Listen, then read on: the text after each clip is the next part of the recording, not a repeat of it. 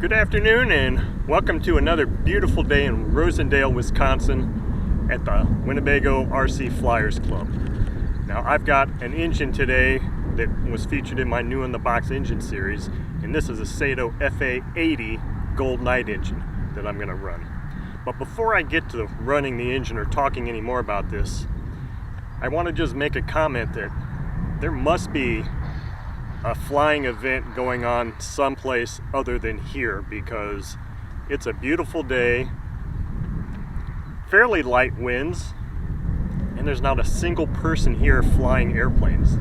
I'm the only one about to make noise here. Anyway, so in the past and recent past, people have made comments or asked me some questions about tachometers that I use.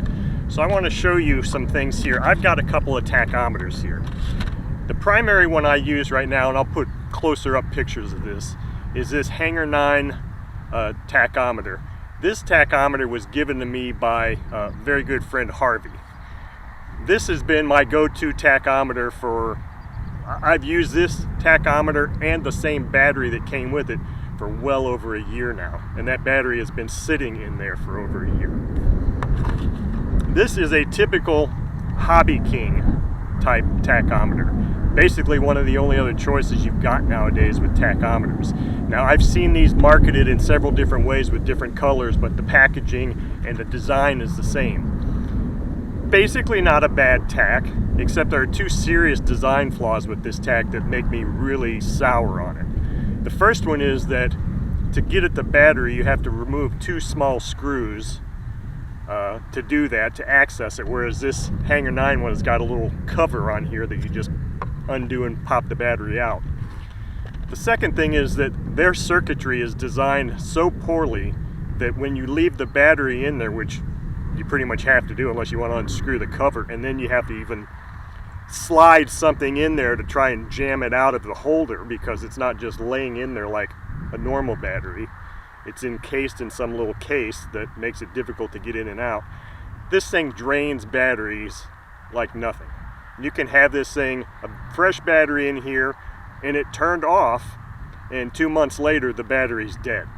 So there's serious design flaws with these Hobby King tachometers, and I really dislike them. So if you're going to buy one of these things, either buy two of them, which I don't know why you'd do that, or at least buy an ass load of the 2032 batteries that go in there and expect to be changing them all the time. Other than that, it's probably not a bad tack, but there's some pretty serious limitations that I don't like about it. Okay, so now to this beautiful engine. As I said, Saito FA-80 Gold Knight engine. This is an engine that's never seen a drop of fuel. I've never done anything to this engine other than set the high-speed needle valve and install a prop on it. And I did preset a throttle stop screw to what I believe looks like a good throttle stop screw or idle setting. Now, on these older engines that have the metal throttle arm, the default setting for the low speed is flush with the outer portion of that throttle arm, which is exactly how this has been set from the factory. And I've got this high-speed needle set to 2.5 turns open from fully closed. I'm going to be running a Master Airscrew wood 14.6 prop on here because my other 14.6 prop is on another engine right here now.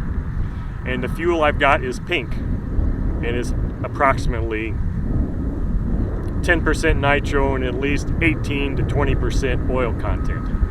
So let's see how this engine fires up and runs for the very, very first time.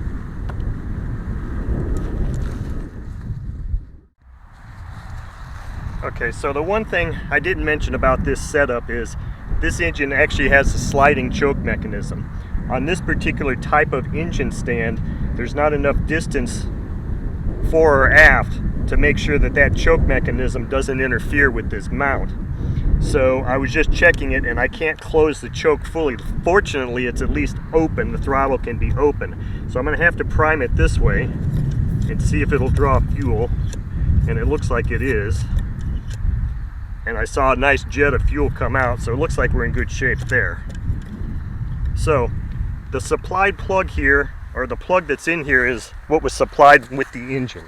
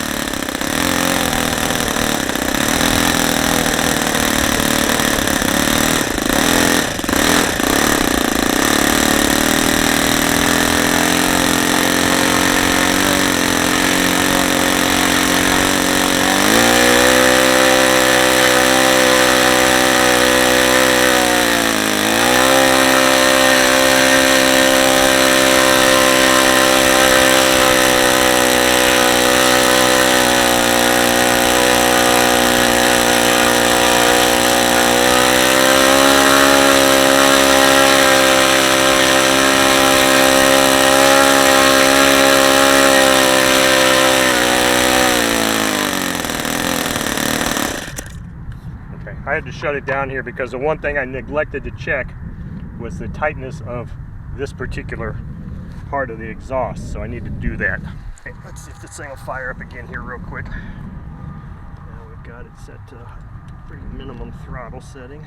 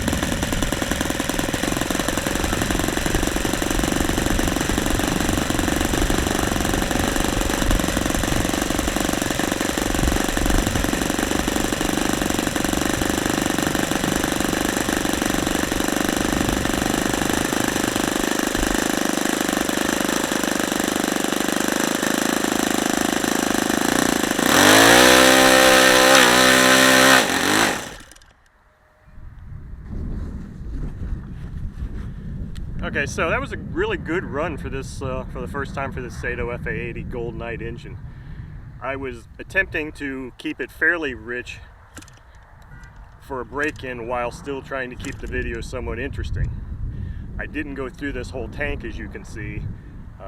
There was just really no need to make a longer video, but you could hear, I'm sure, at idle, and you know, obviously these things are not designed to idle perfectly right out of the box. Some engines seem to do that, other engines don't. This one idled okay right out of the box on this first run, but it was rough and it was kind of intermittent, or kind of not as smooth as it could be or will be after more runs. So this is an example of one of those engines where it just may not idle perfectly right out of the box. It wasn't bad. I could have tweaked it some, but there's no sense in tweaking the idle speed adjustment and the low speed mixture on the very first tank of fuel anyway. So I just set it and I run it, and then I check to see what the idle is like. If it's superb, great, like on an FA-40 Surpass. If it's not as superb as that, well, so be it. You just let it go and let it break in more, and it'll smooth out over time. But overall, this is just a beautiful engine and a beautiful engine run. So thank you all for watching.